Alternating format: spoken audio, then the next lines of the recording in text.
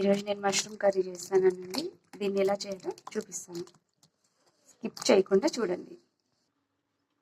Mushrooms ఇలా శుభ్రంగా కడిగి పెట్టుకోవాలి.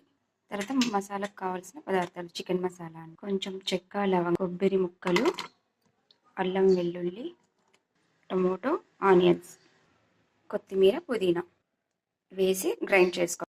గిన్నె పెట్టి ఆయిల్ వేసి ఆయిల్ వేయాక పోపు వేయాలి. తర్వాత ఉల్లిపాయ ముక్కలు,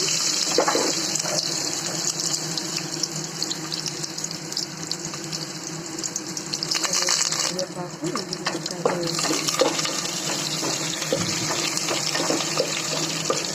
తర్వాత కొంచెం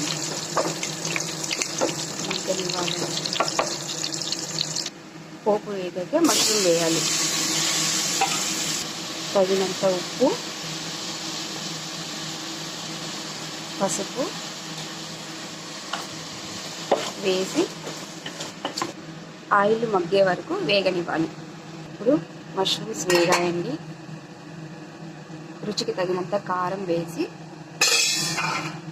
ఒకసారి తిప్పాలి.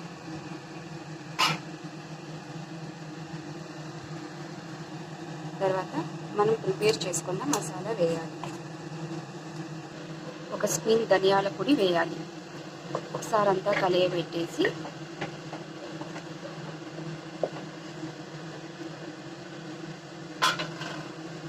మూత పెట్టేయాలండి. కలియబెట్టి మూత పెట్టేయాలి. బాగా మసాలా వేగే వరకు ఉండాలి. మూత తీసి చూడాలి. ఆయిల్ ఇలా పైకి తేలే వరకు మసాలా వేగే వరకు, పచ్చివాసన పోయే వరకు. ఇప్పుడు కొద్దిగా మసాలా జార్లోనే నీళ్ళు ఉంటాయి కదా, ఇవి వేసుకొని తగినన్ని కొద్దిగా నీళ్ళు వేసుకోవాలి. ఇప్పుడు తగినన్ని వాటర్ వేసి అది బాగా ఉడికే వరకు మూత పెట్టేయాలి.